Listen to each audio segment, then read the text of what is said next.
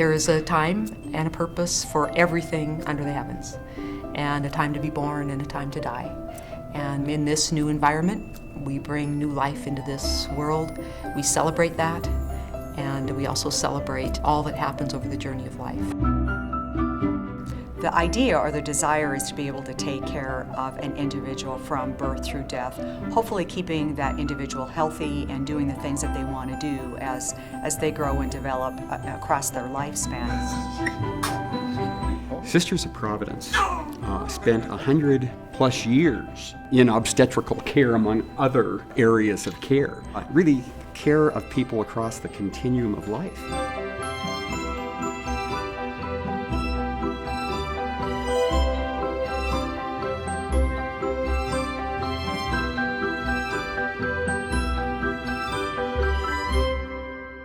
We're one of the oldest, if not the oldest, continuing operating ministry within Providence Health and Services, being founded here in 1873. We delivered our first baby in 1881. We stopped delivering babies in 1975. So really our main competitor here in town has been the primary obstetrics unit for really Western Montana since 1975. Because we are a small community and there was a desire between the two hospitals to not duplicate services, there was in effect a gentleman's agreement to only have one hospital focus more on women's and children's services, specifically obstetrical services and children's services, and our hospital focus more on the higher level tertiary care services. And the decision was made to discontinue our maternity work. A controversial decision, I might add. The landscape of healthcare has changed and is changing dramatically. And what became very apparent to our board was the need for this hospital to be comprehensive in the range of services. This is the leading healthcare hospital in our region.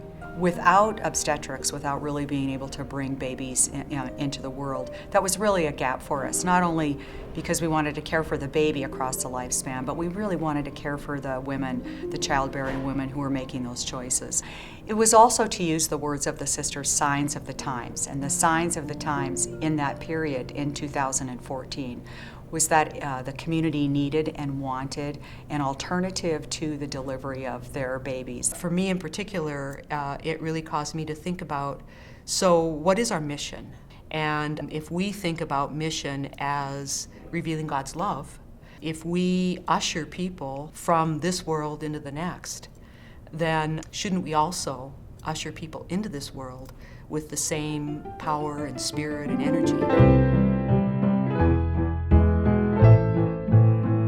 There's something about Missoula that represents a very, very deep soul. This community is extraordinarily vibrant, nestled in the Northern Rockies, where the outdoors are literally in our backyard. Is some of the most beautiful country that you can get. I often brag to my colleagues, and I rub it in a little bit, that we are fortunate enough to be able to do God's work in God's country. Because of the quality of life that we have, we've been able to attract and retain physicians that really could land anywhere in any major metropolitan service area and they'd be at the top of their game. The power of Providence, the power of our focus on the mission and this unique model was compelling for the physicians. Providence from the outset really was a visionary about what they wanted to see develop here. What was great about bringing this unit here and being part of the development team of this hospital, we as clinicians could help develop the safety protocols and procedures to provide obstetrical care, which as a provider and a doctor, you never get that opportunity, except maybe rarely, once in a lifetime if ever, to really build a program foundationally. The labor, delivery, recovery, and postpartum model was one that was unique in the community and really met the needs that the women were expressing. It basically allows the mom and the significant other in the family to be in the room through the entire labor, birth, and postpartum experience. There's no transferring, the rooms are large, they're welcoming, in really a wonderful environment, yet with all the clinical excellence that St. Pat's is known for. We've had double the number of births in our unit than we expected. But I think it's beyond the volume.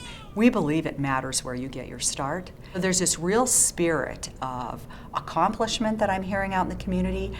It certainly gives me a sense of pride. So after every birth, to signify that new soul entering through the portals of labor and delivery here, there's a recording of Hush, Little Baby played and recorded by the harpist here at St. Pat's. As I walk around the hospital, I can't tell you how many times I've been stopped by employees with tears in their eyes who want to tell me how the lullaby speaks to them. Gives them hope, again, in the middle of their busy day, makes them pause, allows us to celebrate with the new family. Uniformly, the lullaby just lifts everybody's spirits. When we actually finally heard the first lullaby, I got to tell you, I did get emotional because it was such a long journey, and the fact that we now have people coming into this world in our setting was just an enormous sense of pride and accomplishment. I've never worked for an organization that was more committed at its very, very core to its mission. I can't say enough for the role the system played in terms of making the Family Maternity Center a reality and in bringing back an incredible tradition that the sisters imparted here when they founded St. Patrick Hospital in 1873. Every single person that gets served in this family center here will have a story. And that story becomes part of our story. And they will share that wherever they go and with whomever they meet. And so we don't know where our story will end up, but we do know that because we've been involved in their lives, our story will be where they are. I'm doing great. So welcome. All the nurses. I know. I know. You guys are awesome. You guys are the best. Take care.